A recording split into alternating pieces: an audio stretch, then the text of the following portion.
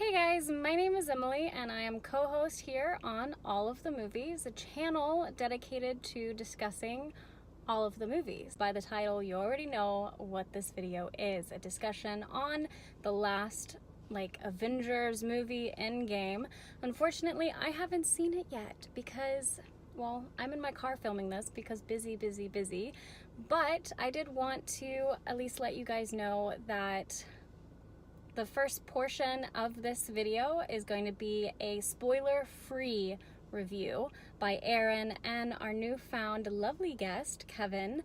So the first portion, if you haven't seen it like me, you can watch, and then they're going to let you know when they're going to get into the spoilers.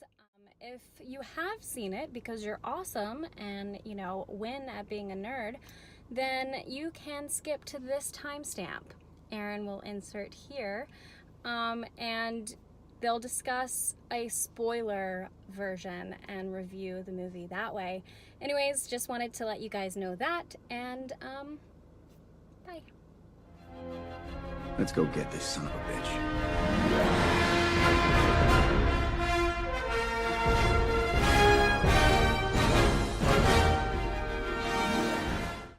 All right, so initial spoiler-free reactions. I'm a diehard Marvel fan. With that being said, I'm very hard on movies. So I'm not the kind of person who's just going to love something just because it's part of a series that I love. As an example of that, I actually didn't like the last one that much. It's towards the bottom of my list. I feel the same way. We're 100% agreement so far. Yeah. Not bad, but almost weird. I mean, it was more of an event as a movie. Very imbalanced, it felt like, which is a movie about balance, which is kind of funny. But anyway, so not the biggest fan of the last one. Are you yawning in the middle of this while I'm breaking it down? Huh? This movie was perfect, in my opinion. The way that they tied together in big ways and in little ways all 21 previous movies, it blew my mind. The writing on this, I think, is genius. The balance they have, they use restraint perfectly in some areas, and then they go balls to the walls in other areas, and then know how to use those. And I loved it. I thought it was absolutely perfect. Yeah, that was the one, and I never say that about movies ever. Never. It could be a masterpiece, and I'm still like, meh. It could have been a little better, but yeah, this one was perfect. They did everything, and I was talking to my brother, but I was like, everything that I wanted from Infinity War that I didn't get, I got in this one. Let's go watch it again. I'm ready to just experience that whole thing over again. It was absolutely perfect. I mean, obviously towards the ending, without spoilers, there are some moments in this that are the greatest moments I think I've ever seen in film, just about. I mean, they measure up there. And those are equally as impressive to me as the quiet, small character moments that they do in this. I mean, the first half of this movie really focuses on character development. Mm-hmm. And instead of introducing characters in these crazy far out scenarios, it's like they make an effort to bring it super down to earth. They tie back in little ways and big ways these characters they make them real. They make them very human, very real, and it's a super emotional movie. I did not expect that. Yeah, I was expecting it a little bit, I guess, but not to the depth that they went. I mean, they, especially I think with Thor's character, in the way that they did it, there was some levity, but still, it was not. I was not expecting them to take his character to the depth that they did, even in the way that they did it, which still allowed for humor in the movie, which I appreciated because it needed that. But the balance of that, the balance of really deep, depressing subjects and humor. And again, I mean, Marvel movies I love them, but I mean, there are some where the humor just does not land for me, and it's like I felt that way in a few of them. It does it in a way where, I mean, Guardians of the Galaxy 2 is probably the best example I can think of, where I love the first one, but the second one is like every character gets a joke. It doesn't necessarily fit. Like, nobody would do that in that moment. Like, even then, it just, it's just one joke off of another, and it just, some of them land, some of them are really funny, but a lot of them are just kind of like, okay. Forced. Yes! I have single-handedly vanquished the beast! What? Yeah, very forced. And Yeah. about doing this, I mean, this is a super emotional movie, but there are some genuine laugh out loud moments. And I don't know if there was anything that didn't make me laugh that tried to, right? I mean, I think everything. Yeah, I agree. I agree. I think when they went for those moments, and I think that when, like, timing wise, the way they timed the movies, there was always this like moment of brevity or something that happened after it was super emotional. After that, it was like, let's take a minute, let's let that sink in, let's have a little break, and we're just going to, reaffirm that this is a feel good movie, that this is going to, to end well, at least for the most part, and I think that they did that really well. Yeah. Again, I mean, I love the little moments almost in this just as much as the big ones, and they chose to make it a lot more grounded, and it's a much like darker color palette visually even than the last one was. Not darker in the sense of like super brooding and like that one emo kid from Parks and Rec, but like but I mean darker in the sense of like it feels very lived in and real, whereas the last one to me, like Infinity War, it's amazing in a lot of parts, but a lot of it just feels very CGI and detached, and there's not a whole lot. Like, I agree. There's not a whole lot of depth. It just seems like a very flat, almost video game like visual style. There's moments where instead of going big, they just do it in a very, very small conversation. Yeah, and in ways where you would almost expect them to go big. Yeah. They dialed it back, and I think that even spoke a little bit to just the story overall, where these, the heroes, they lost, and they don't, they're not expecting that they were going to do that, and that almost makes them human. And so then you see this very human element to this movie where you haven't seen that in the past, especially not in Infinity War. And so I thought that was pretty cool. How would you rate it on a scale of 1 to 10? This movie probably gets like a 9.5 out of 10. I feel like they had some plot holes there, just a little bit in going back and forth, and then some of the rules that they set up at the beginning didn't really like follow all the way through. But it's hard not to give this a 10 out of 10. So 9.5. I mean, that's that's not a score I would ever give a movie. I would say honestly like 9.8, 9.9. Like, I mean, that is, I have like 2 minor nitpicks. That's one of them.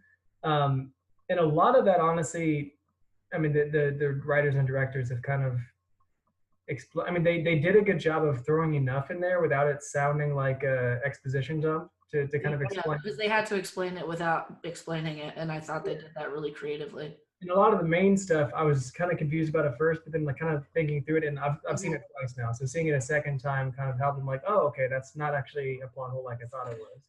Yeah. But there are still a couple things where I'm like, that it's loose, and if they kind of meld it to fit the story, which they have to, but I mean, as complicated as it is, it's also it works, and it should like this movie should not work, and yeah, I mean, and for that to be the one thing that like that's such it is a major piece of the story, but it's such a minor detail in the grand scheme of things, because this movie really is about the characters. It really, really truly focuses on their journey as a team, as individuals, as, heroes, people, whatever. While there were some plot holes, I'm still not going to hold that against, against the movie on a large scale, because I just don't think it's needed. I think that would be a disservice. But yeah, it was truly epic. All right, let's get into some spoilers, because enough of this. We got to talk about it for real.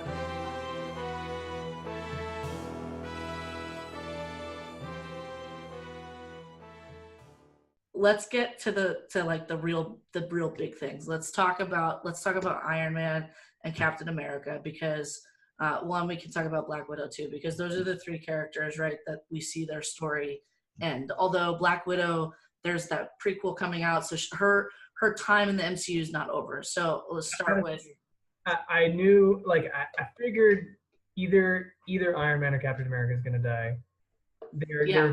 They were pitching this movie as an end for the original Avengers lineup. out of all of them, Black Widow was the one where I was like, she's definitely safe, right? You know, Me too. She's got like, another movie coming out. I was like, she's good. She's good. When her and Clint went up, to get the Soul Stone, I'm like, well, one of them is gonna die because Gamora had to die in the first, in Infinity War. Soul for a soul, like that, they're not gonna be able to break that. So something's gonna happen. Watching those scenes was heartbreaking to me. that was Black Widow is one of my favorite characters and always Mine has too, been. yeah. Rule number 1, never take your eye off your opponent. Oh my God! Happy. That's what I'm talking about.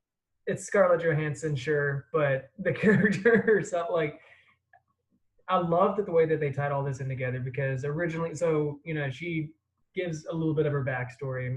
She was a Russian agent, and it was Hawkeye that was actually sent out to really kill her, but actually brought her in instead. And she does that for him in this movie, right? So when he's doing his Ronin samurai, all his vengeance tour, yeah. Like, she goes and she brings him in, and it's this perfect kind of callback to their past. Just like Budapest all over again. You and I remember Budapest very differently. For the two of them to be the ones there, and that back and forth, like I did not know which way they were gonna go.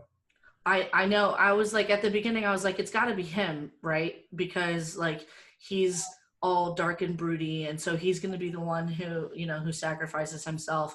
And then when he said it, I'm like, well, maybe it's not going to be him because they flat out, he flat out said that he was going to be the one to do it. And then they brought that little. I don't think we're talking about the same person. That little moment of that little one-liner moment of humor that Marvel is kind of getting famous for, and then it just back and forth, and the way it finally happened was it was heartbreaking. That was such I was slack-jawed after she let go. And this is a Marvel movie. I mean, Marvel movies are very, I love them, but I mean, they're the people who have problems with them are because they're formulaic and they're all happy and they don't, like this got to me, and yeah. I expected it all, and I thought that was done perfectly. The way that they set that up, and it kind of leads into one of my nitpicks though. With that was one of my kind of plot hole things, is that they also make it clear that Gamora did the same thing, right? You can't bring her back. Like that is back, and yet they were able to. I mean, a previous younger version of herself without all the past, was able to come back, and that's a very known thing. Like everyone saw it and everyone knows it. So that was the one thing where I was like, sure, you can't trade the Soul Stone back for her when Captain America goes back. Well, that was my whole thing, is when they put the Soul Stone back, like, does that not, if they're putting it back at the point that they took it from, that was one of my things. One of the holes that I saw, I was like, well, wait a minute. And also, why don't they just go to the past and then if they're doing it with Gamora, like she's alive and well in this timeline somewhere. I mean, you see at the end of the movie, Peter Quill's, he's looking for her. And I'm kind of hoping that that's where they take Guardians 3 or Asgardians. I really, really hope that that's where they take that movie. I think it will be. And as much as I love the character, like I do think that was a perfect end. Like it's not that I want them to bring her back and I'm trying to dive down to where I can make that work. It's like, no, I think from a writing perspective, that was a perfect end. It was a completely, it was the perfect, end to her character, because she started with nothing, not knowing who her family was, and is this villain almost, if you want to call it that, and then she complete 360, finds a family and sacrifices it all, so that they can live, which is epic. And she thinks she has no soul, right? I mean, her whole thing was, I've got red in my ledger and I've done all these things, and she's always put that on herself, even if nobody else did. And even so, Age of Ultron, we'll get to this moment later, but with the whole hammer scene from Age of Ultron where they're all pretending to it, like she's the one person that says, she doesn't even try. You don't even need to try, like, which in the comics there's a moment where she does, where she is able to, but in her own mind, she's always been unworthy. She's always been this soulless monster that she thinks she is. And so, Right. I mean, for her to be the one who actually, it's her Is soul. the soul for a soul. Yeah. Yeah. Yeah. It was awesome. I mean, it was Yeah. it worked out perfectly, and you wouldn't have gotten all that if it was Hawkeye, and yet I agree. Yeah, I agree. Especially because you kind of would expect it to be him just based on where his character was going, from this movie with him being Ronin and taking on, his, those acts of vengeance and everything. You would expect him to be the one to say, I've got to sacrifice myself because I've become this horrible monster. But yeah, I agree. That was one of the like peak moments for me. One of my favorite moments in the whole movie was that moment. As far as the people who I thought were gonna die, though, Iron Man was the only one who I really expected to die. Yeah, I didn't think they had the balls to do it. So I thought I kind of thought that maybe they would, maybe they wouldn't, maybe they would. Yeah, maybe they would. I thought they'd kill Captain America and then like retire Tony, and he'd cameo in a rocking chair somewhere with yeah. Which, I mean, this was so much better than that. But I didn't think they would actually go there and do that, and I'm so glad they did. And I mean, that moment was, and that's another moment where when I talk about like the restraint that they use, like that is such, I mean, a sprawling epic, like that end battle scene is incredible. But then when he's actually dying, like Pepper comes up to him. That moment could easily, like, the writing could take you out of that so bad, right? Mm-hmm. If he gives some like last speech or something like that, or I don't know, just him interacting with everybody, like it could have gone so wrong, and he doesn't say a word. Look at me. Like he's just sitting there, and she comes up and she says, "You can rest now, it's fine," and then he goes, and then she breaks down, and like everyone was crying in the theater in that moment. Yeah, it was honest. I went to the movie with my brother and a really good close family friend of ours who's he's 15, but he wanted to see it so bad, so we were like, come on. And he was sitting next to me and he was bawling. I mean, like he was wiping his tears with his t-shirt, and I was like, how I was crying too, but this kid was like, he was just bawling. And I was like, how amazing is it that this movie can make a 15-year-old kid just absolutely break down? And that moment in the movie was so honest. And it was, I mean, the way that they did it was just epic. It was amazing. I remember, I mean, you mentioned that. I remember seeing Iron Man 1 in theaters with my friends when I was 15. Today. It came out today. May 2nd, 2008. Yeah. So I saw that when I was 15 in the theater, and I remember that, and just to think like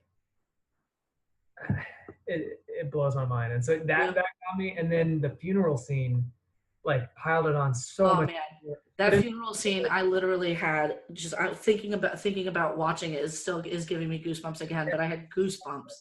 That reef with the proof that Tony Stark has a heart thing from the original movie, and the daughter with the cheeseburger thing, even like, I know that was like, and then Happy's like, I'll get all the cheeseburgers you want. Yeah. And then the kid from Iron Man 2. Yes. There's so many lines that they use in this that I mean, there's stuff like that where they bring back I mean, the line that Wong says where he's like, what, you wanted more? You wanted more? Yeah, exactly. Shows up and it's perfect. It's not like, it feels earned. And it was so you see Captain and he's kind of broken. The shield is broken. Thanos it's looking like it's going to go exactly the way that, that he wanted it to. And then you hear on the left, then you start seeing the golden circles. It's just it was epic. And that at that point I was like, oh, it's happening. Everyone's coming back. Like, this is so cool. And then they just kept coming. Like it was incredible. That was, what an awesome scene or set of scenes that must have been to film. Like I can only imagine how awesome that was to shoot. That was got to be one of the greatest shots I've ever seen. And that, and the A-team, like when it shows all the women line up and they basically become a shield for Peter Parker. Like he's all just like, yeah, that was awesome. I just was like, that scene was amazing. That cap and the hammer thing that they Yeah, paid. yeah, that was awesome. Thor, I knew it. Because that just like, I as soon as he picked up the hammer, I was like, yes, he finally did it. I'm like, I remember watching Age of Ultron and it just squeaked on the table a little bit. And Thor was like, you see him get nervous. But now in this movie, Thor's realized that, who he is. And you've seen him kind of, um, not really complete his journey, but get to this point in his journey where he's like able to, understand how other people are worthy or whatever. And then it just is that was epic. Can we talk about Thor? Because Yeah, let's talk about Thor. Let's talk about Thor. that is one thing. I think there's probably a lot of people that are not going to like that. There are a ton of people who aren't going to like it. I was reading an article today, someone who didn't like it. I love Big Lebowski Thor. Like Me that too, was- man. I was stoked about it. I was stoked that they even referenced the Big Lebowski in this movie. Which is Jeff Bridges, which is like the villain of the first Iron Man. Exactly. Yeah, I know. They just so many Easter eggs on Easter eggs on Easter eggs in this. That was fantastic. No, that was. I mean, I'm having a beer for Chubby Thor right now. Exactly, for Chubby Thor. Yeah. But no, That I mean, was- like the comedy in that, and then the moment with this movie. This movie makes other bad movies good. Like Thor 2 Oh, is it not was awful. like Yeah. now, No, Thor. I was like, when I saw Thor 2, I was like, no. Like, I didn't honestly think it could be more cheesy and bad than the first one, because the first one was like cheese whiz cheesy. It was. Yeah. It was good because it was an origin story, and I love Thor, and I was super stoked to see the movie. But when the second one came out, I was like, this is a mess. But now in Yeah. retrospect, like his whole basically summing up that movie, like drunk summing up that movie, and he's like, "Oh, dark elves, oh, dark elves," and he's like breaking up with Natalie Portman, who shows up for a Who second. shows up? Yeah. Like, I was wondering if they were going to bring her back, and it was the first. Was it the first shot that they went to her? They didn't show her face, and I was like, okay, they got an extra, but then it was her. I was like, no way! I couldn't believe it. she had a giant falling out with Marvel too, and she like that was kind of public. It was a while back, like after the second Thor movie. Yeah, Like I did not expect that. At yeah, I all. wasn't expecting that one, and that one, I mean, really didn't have anything to do with the story at all. But I was like, what? It's Natalie. She's on TV right now. Check it out. Like I was just not expecting it at all. So cool. But no, I have to say, like, as amazing as those giant, big, sprawling, epic shots are, I might be the only person to say this, but one of my favorite scenes in this whole movie is the scene where the truck with Hulk sitting in the back of it is rolling into New Asgard, because that is something like that whole concept of where they end up settling and what they create, that could have been a very superhero big budget, like this is their new city now. And I loved that it was like something out of an indie travel movie. Yeah, And for real. Yeah. rolling down that hill, and like the music that's playing, it's like reminded me of like The Secret Life of Walter Mitty, which is one of my favorite movies. Like it's so small, and they just roll into that town, and these people are fishermen now, and Yeah. and Hulk's just up there playing Fortnite with a rock. I just like, but I love that shot because it was just that is something you would never expect on the opposite spectrum, right? So Yeah, there's absolutely. but then just something that small and human and real feeling. No, I loved it. Yeah, which is another. I mean, I keep going back to how human this movie was, even compared to the last movie, but compared to the last 20 movies that came out before it. This one was, for an epic finale, it was so real. For a superhero movie, you got to know these characters as their people alter egos, which is never where superhero movies go. And I thought that was really refreshing. It was awesome. And I loved seeing Smart Hulk. Like that was hysterical. I was not expecting that. And the fact that he's like dabbing in the restaurant with these little kids, and then they don't want to take the picture with Ant-Man. Like that was one of the, before I saw the movie, there was all those articles about if you need to use the restroom, here are the moments where you could go, And I was like, first of all, I don't know how anyone could have left their seats during that entire movie, because every part of that movie had something in it. And I think that that was one of the moments where they took that break there of them just like having lunch, and it was a much needed moment of humor after and preceding all this weight emotionally that happened around it.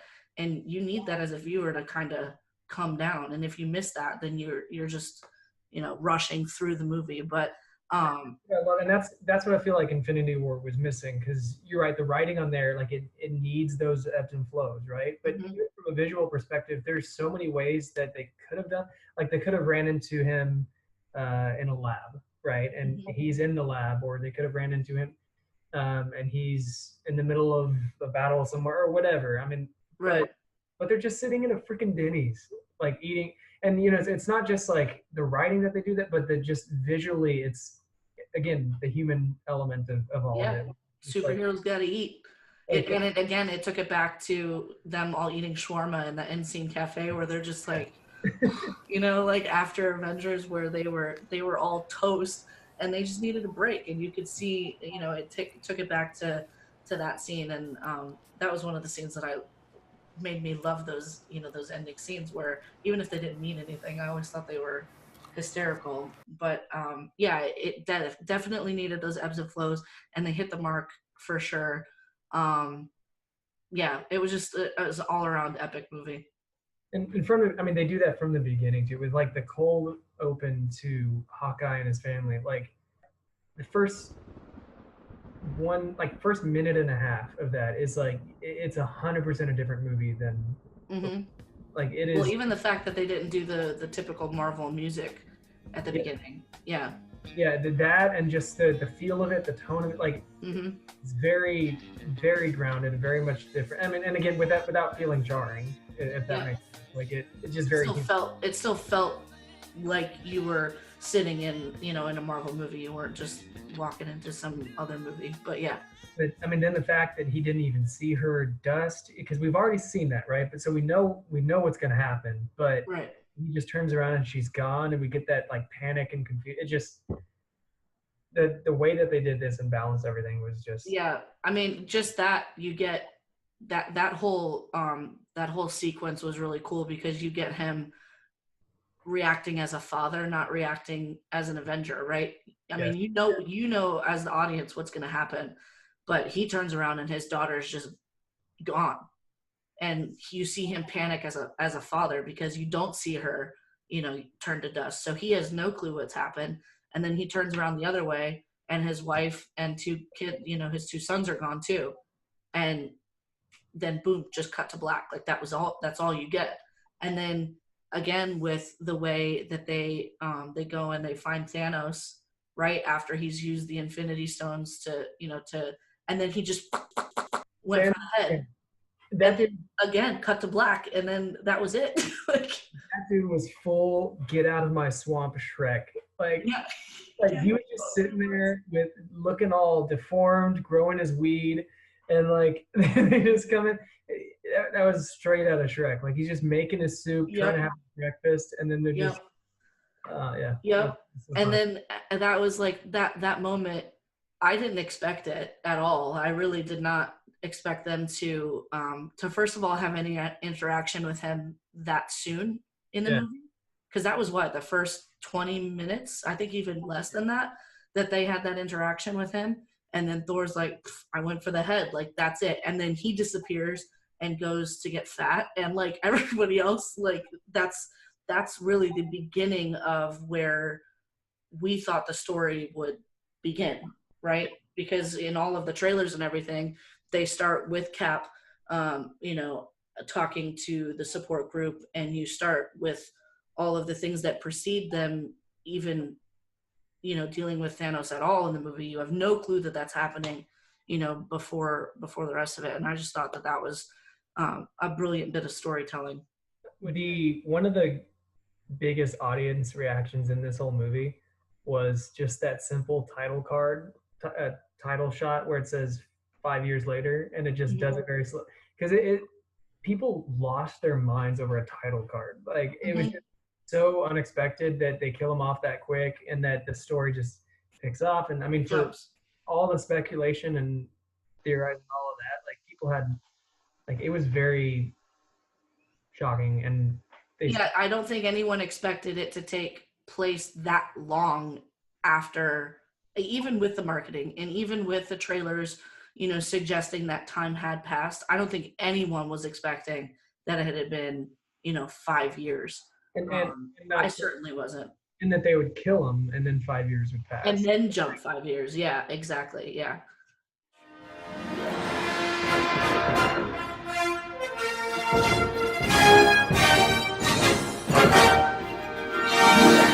So with all of this said and done, the Infinity Saga is now complete.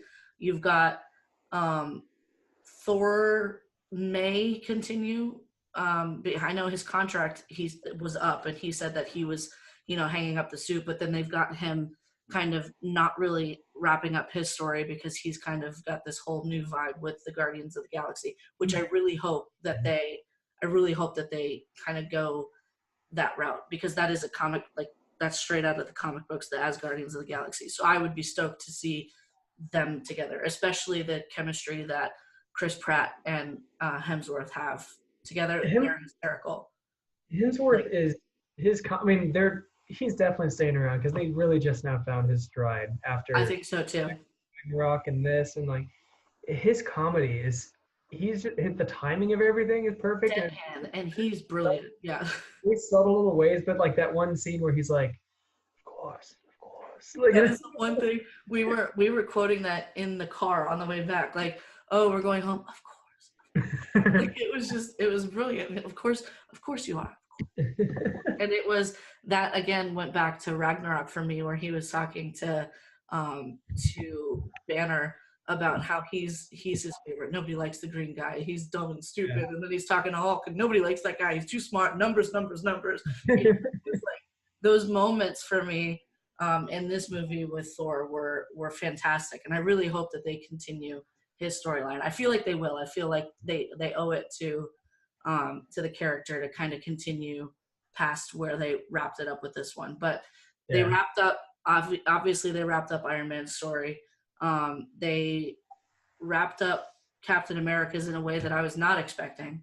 No. I was expecting them to either kill him or leave him alone. Like, I was not expecting this alternate timeline fake out thing that they have with him now, where he's old and passing on the shield. So that was, and looks slightly like Joe Biden. What? A little bit, right? I know. I was trying to figure out if it actually was Chris Evans, and it took me like some really good squinting to figure out if they were just, if they just had him in makeup and everything, or if they got a different actor. But it was definitely him.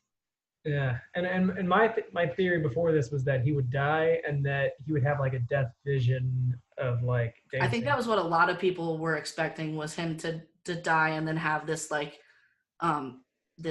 afterlife kind of life with Peggy. Yeah.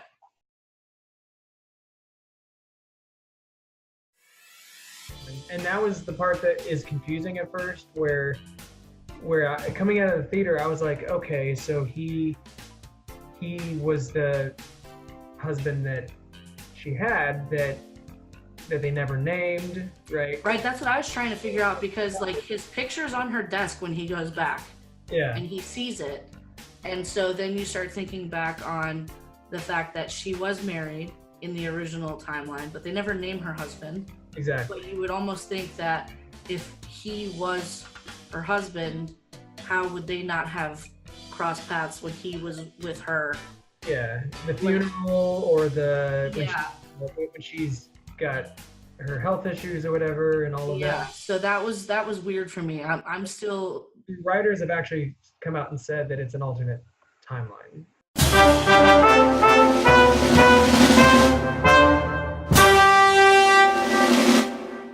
So, okay. So when and they do kind of explain that in the movie. So whenever you go back and do anything, it creates an alternate. It splits off, right? So that happens somewhere else, and then apparently he just uses his little red dial thing to go back as to the original time, to the original timeline. Yeah. That makes sense.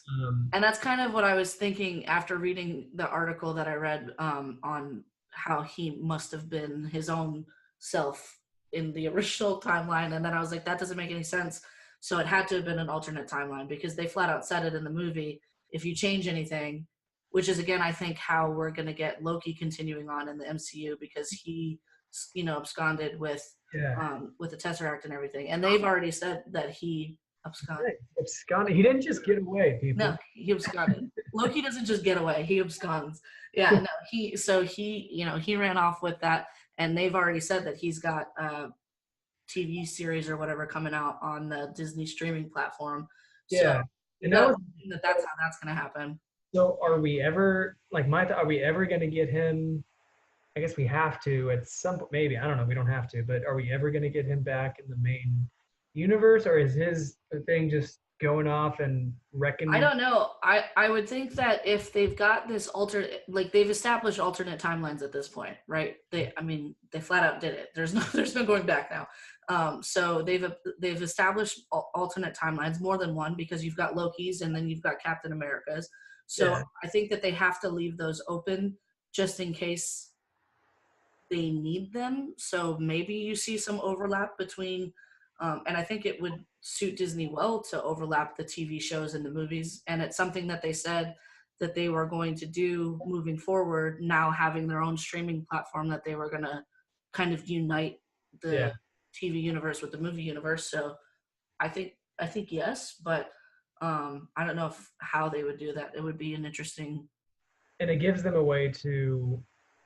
This gives them actually a couple ways. I'm very glad they didn't have a post-credit scene or try to tease anything else, but this also in a couple ways gives them some ways to reboot the X-Men now that they have it. So, which is needed. It obviously introduces the ideas of multiple dimensions, right? And it also, the snap itself, like when they're talking about it, like Rocket says, basically it's this huge energy wave or whatever, and Hulk talks about how it's mostly gamma energy and he can hold the thing because of that.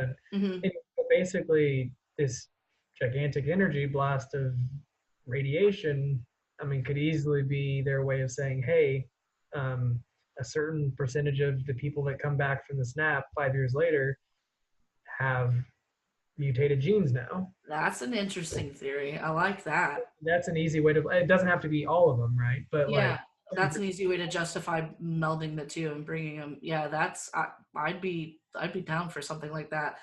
I've not been a big fan of this latest X-Men. It's all over the place. Yeah. It's all over the place. I've never been a huge fan of these last set of movies. But yeah, I think that could be interesting. I'm definitely excited to see where they go, especially because Spider-Man's the next one coming out.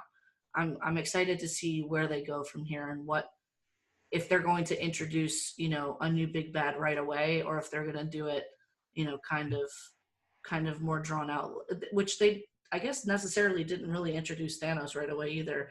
It took a couple of the movies to really get into it. They announced the Avengers first and then, brought the whole Infinity Saga into play. But now the heroes are kind of introduced, so they don't necessarily have to do that setup. So maybe they could just introduce some, new huge, villain that they have to fight, or if that's even going to happen. But I'm excited that the first movie after this one is Spider-Man because of his relationship with Tony.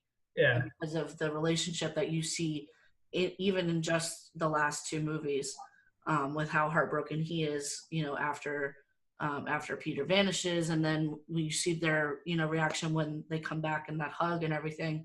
I think that it's brilliant of them to have him be the final movie in this phase. So. And it gives us a way to, I absolutely agree. And it gives us a way to see Spider-Man and that type of movie is the best way to show what the world is like now, right? Yeah, agreed. So, like the writers have said, that all Peter's classmates were dusted too, and now they're coming back, and everyone who wasn't is 5 years older, right? So there's like that one jackass from his class that's like, "Hey, high schoolers, I'm in college now, and my balls dropped." You know, Exactly. like them are just like, oh, "Okay, let me go to algebra." Yeah, that's true. That's true. Yeah, I didn't even think about that, but yeah. So I mean, I hope they acknowledge stuff like that, and like, I mean, whether it's in a humorous way or whatever, but Spider-Man is probably the most down to earth type of these movies, to where you can kind of show Yeah. the world. And I think you'll also get to see, just based on the fact that he's not in the United States, right? The movie happens in multiple countries. So I think you get to see kind of this global reach of everything that has happened, because it's still, only taking place a short time after, the events of Endgame. So I'm excited to see if maybe if we see some characters from the other movies that are going to be in it. We got Spider-Man, we got Guardians of the Galaxy, which is probably going to be a search for Gamora, whatever, which is... Yeah, that one's not coming out till, 2021, right? Because it got stalled with all the drama, and so they said they were going to start filming it in 2020. 2020 probably at the earliest, yeah. Yeah, so we got to wait for that one, but... The Disney shows, too. So you've got all the shows in the meantime, because they'll start their streaming thing, and they've got a ton of stuff, although it seems like a lot of their shows are going to be either alternate timelines or prequels, because they've got the WandaVision show that's coming out. I don't know how they're going to do that one. Yeah, and she said something, there's a lot of articles coming out that says it takes place in the 50s. I heard that. But I saw the interview, and it sounds like she's just saying like it's got like a 50s aesthetic. Yeah, because I don't know how that would happen, because how would Vision even exist? That doesn't really make sense, and I think that's what she was trying to say, and everybody just went with it. But yeah, so plus... It feels like the 50s. It's in the 50s. But, so yeah, that's kind of a big question mark. But I'm assuming, so like in Infinity War, I'm assuming Shuri like downloads Vision when she's working on him or something. That's something that I've been thinking about too, is because they never answered if that worked. Yeah. They just kind of left it open. So I think that they had to have done that for a reason. I feel like Marvel's very deliberate in all of their, anything that they tie up in a bow and everything that they leave hanging. Yeah. There's a reason for it. So, yeah. So I feel like that's where that's going. And then there's a couple things they set up. So obviously an A-team female movie, which I'm 1,000% down for. Yeah, I'm down for that. Yeah, just that one setup in Endgame, and the whole theater was like, whooping, and they were clapping, and it was insanity. And I was like, this is epic. I love this. That was cool. And that could be the second Captain Marvel movie, right? So kind of like they did with Captain America, where his second movies were more of like an ensemble piece. Yeah. Around him. Mm-hmm. I could see them doing that. And then they definitely seem to set up a Young Avengers movie with this. Like, they've got Hawkeye's daughter now, they're doing a whole show with that too. Like Hawkeye training either his daughter or... Oh, that's right. I forgot about that show. Yeah. Yep. They've announced that. So you've got her, you've got Ant-Man's daughter, who's like 35 now. Well, there's Iron Man's daughter, but then there's that random Iron Man teenager also. Mm-hmm. I mean, if they do that, they'd have to do that like now before they get any older. Yeah, exactly. But they seem to kind of be hinting at something. Yeah, I did not. So I know that it was 5 years, but she looked way older than to have aged 5 years. Like, I don't know if it was that was one of the other things where I was like, I don't really know if I buy it. Yeah, my wife leaned over to me. She's like, wasn't Ant-Man's daughter like 8? A little kid? Yeah. Yeah. I'm like, man, I thought the same thing. Yeah. Any nitpicks or any what didn't you like? So I think we kind of talked about some of the things. The one with the timelines where it didn't seem like that really wrapped up quite as neatly as they wanted it to, maybe. Yeah. I wasn't super crazy about that, but again, I got over it really quickly because it just, in the grand scheme of things, didn't seem to take away from it. And I think that in the way, especially or specifically talking about Captain America, I think it ended his story perfectly. So I'm trying to think of anything else that really annoyed me or just didn't sit right. I don't think I can think of anything. The only things, and it's very small. So same for me, where I think it's a little bit convoluted. I feel like they do, considering everything that they have to do to put it in this movie, like they pull it off very well. The Black Widow thing, again, not just because I want her to stay around, because I think that was a perfect ending, but it is kind of a weird, especially within the old movie, they established that somebody killed by the Soul Stone can come back. Can come back, right? Which then, in and of itself, kind of establishes that someone who died before the snap could come back too. So maybe that's how they get Vision back. Just a little, I mean, throwing that out there too. Yeah. So that, and then the only other thing, and this is a small nitpick too, but like when Thanos actually comes back and blows up the compound, like they make such an effort or such a point to show how nuclear that attack was, like, and nobody dies, like Yeah. there's a raccoon just standing there, or like Ant-Man standing in front of a window, and it like hits right, and I mean that's the one. It's just you got to suspend belief, I guess. But that was the one thing where they made such an effort to show like how big of an explosion that was. It was the runway in Fast and Furious. Yeah. Exactly. But then everyone's just fine and like yeah. And in Fast and Furious, even even somebody died in that one. Nobody dies in this one, and it was like this huge. That's a good point. I didn't really think about that because I was just anticipating what was going to come after that. But I think that's my point. Like when I see it a second time, those moments are probably going to hit a little bit differently for me because I know what to expect. So I'm not like on the edge of my seat waiting for the next thing to happen. I'll be able to watch it and let the story, come to me rather than the other way around. But yeah. I mean, again, one of the biggest things for me is just the way that they tie everything back, and a lot of the lines that they say that echo previous lines, and Captain America in the elevator. The Hail Hydra thing. Yeah. And the perfect, again, the writing on that, just to be able to, like, you think they're going to have Elevator Fight 2.0. Which I was waiting for it. I was waiting for Elevator Fight 2.0. Yep. Think you want, but then this is even better because it's just like I Love You 3000. Like that was just heart-wrenching and beautiful, and Iron Man being able to talk to his dad, and he tells him, "I know you did your best," which is what he says. Having that redeeming moment with his dad after how tumultuous their relationship was, and in the dialogue they do it, but then they also do. Watching it 2 times now, there's little things that you pick up on where it's so subtle. Like I'm trying to think of a good example. There's the Ant-Man van.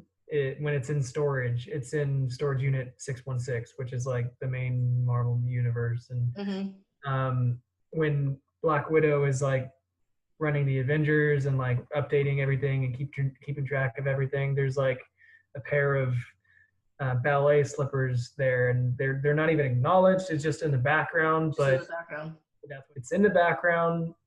You might not even see it ever, but it's just like they know these characters so well, and the characters are so true to the writing across all these movies that there's just all these tiny little things here and there that just makes everything human and real. There's one scene from Infinity War that is probably my favorite scene, and it's a small one where the Thanos' ship first comes down to New York, and everything quiets down and they exit, and there's like the chaos going on outside, and the camera follows them around and pans after them. And that feels like it's like one of the few moments in a movie that feels very lived in. You get it from a small perspective, and it's not like it's subtle, right? And this movie is all that. Like this movie follows everything from that type of angle to where you feel like you're there and it feels lived in, and whether that's camera angles or lighting or whatever. I mean, they do a very good job of Markus and McFeely, the writers, and the Russo brothers, the directors. Like they just do such a good job of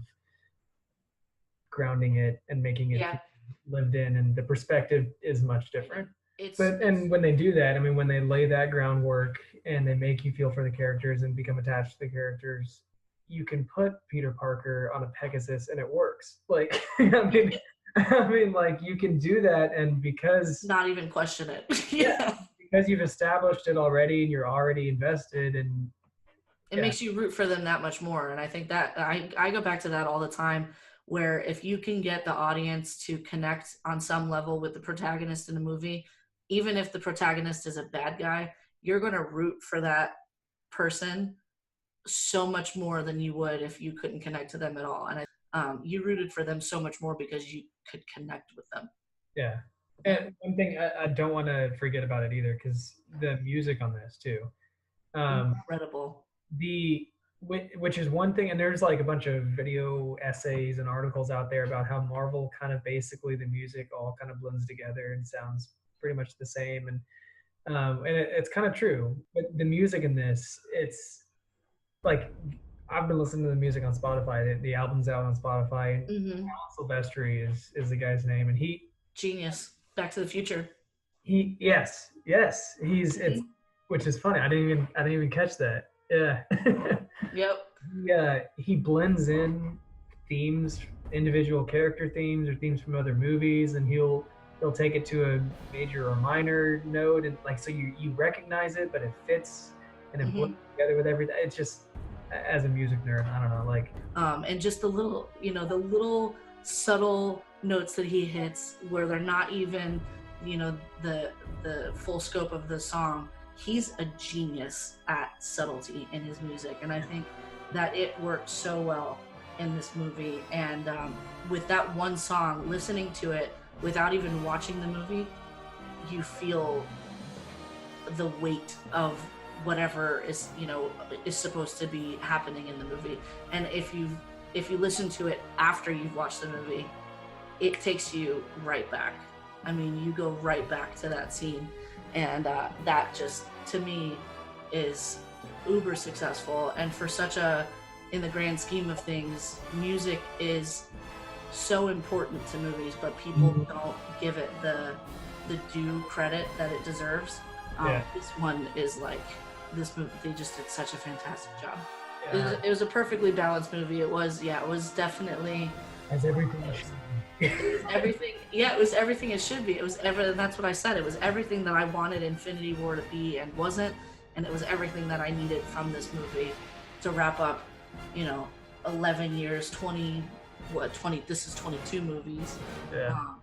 Or 10 years, 22 movies, and it was just incredible. So normally on our channel, what we do at the end of the reviews is we rate the movies. I know we've rated them this one a couple different ways, but we do it on bags of popcorn. Lebowski Thor Lebowski sized bag of popcorn. This one definitely gets a collector's edition popcorn for me, which is the first time I think I've done that on this channel. So that should say something to the YouTube whoever watches this. I'm so glad that you were able to hop on and review this movie with me, since Emily's being lazy and not going to the movies and working or whatever. Thank you for having me. I love this. I appreciate it, and looking forward to maybe being on again. Yeah, definitely. All right, bye guys. Bye. Hey guys, it's Erinn. Just wanted to say thanks again for checking out our YouTube channel and watching me and Kevin geek out over Avengers Endgame. I know this was a super long video, but hope you enjoyed it. As always, like and subscribe. Emily and I will be back next week with another review or a fun game, and you never know when Kevin might show up. So we'll see you guys next time. Bye.